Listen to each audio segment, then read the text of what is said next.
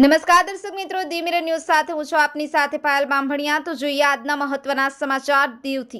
ગુજરાતના એક suspend police કર્મીએ કરી એક યુવતીની છેડતી।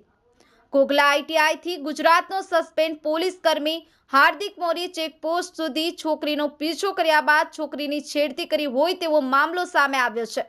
યુવતીના કહ્યા મુજબ તેઓ આઈટીઆઈ કોગલા ચેકપોસ્ટ સુધી પીછો કર્યો હતો અને પાછળથી તેને ગાડી ખેંચી તેને અડપલા કરવાની કોશિશ કરી।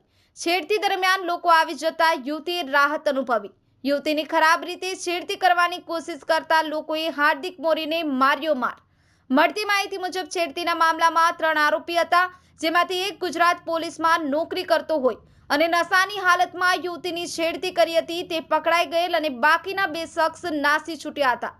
જો આ રીતે પોલીસમાં કામ કરી ચૂકેલા કર્મીઓ લોકોની સાથે કૃત્ય કરશે તો લોકોને રક્ષણ કોણ આપશે અને લોકો ન્યાય માટે કોની આશા રાખશે? યુવતી અને તેના પરિવાર સાથે નવાબંદર મરીન પોલીસ સ્ટેશન પર ફરિયાદ દાખલ કરવા ગયેલ, પરંતુ ઉનાના રાજકીય દબાણના લીધે સમાધાન થયેલ છે, ફરિયાદ દાખલ થઈ નથી। નવાબંદર મરીન પોલીસ સ્ટેશનમાં સસ્પેન્ડ પોલીસ કર્મીએ કરી હતી યુવતીની છેડતી। હાર્દિક મોરી નામના પોલીસ કર્મી દ્વારા કરવામાં આવી હતી યુવતીની છેડતી। હાર્દિક મોરીની પત્ની પણ કરી રહી છે નવાબંદર મરીન પોલીસ સ્ટેશનમાં પોલીસ તરીકે નોકરી। હર્ષદ વાઢેર, દી મિરર ન્યૂઝ, ઉના। હાય, હું છું ક્રુઝિન સિંઘાનિયા। આપની આસપાસના સત્ય સમાચાર જાણવા માટે જોતા રહો દીવ મિરર ન્યૂઝ અને હા, લાઈક અને સબસ્ક્રાઇબ કરવાનું ભૂલતા નહીં। Thank you.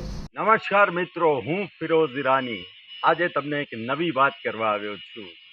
Diu mirror news જોતા રહો, સબસ્ક્રાઇબ કરવાનું ભૂલતા નહીં અને શેર કરવાનું પણ ભૂલતા નહીં। સત્યની સાથે જોડાતા રહો।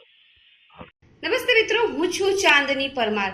આપની મનપસંદ ચેનલ એટલે કે દીવ મિરર ન્યૂઝ ચેનલને લાઈક કરો, શેર કરો અને ફોલો કરો અને હા, તેમાં દરરોજ તાજા સમાચાર જોવાનું ભૂલશો નહીં। દીવ મિરર ન્યૂઝ દરરોજ લાઈવ અપડેટ, ગુજરાત રાજ્ય, દેશ, દુનિયાના તમામ બ્રેકિંગ સમાચારો નિહાળો દીવ મિરર ન્યૂઝ ચેનલ પર।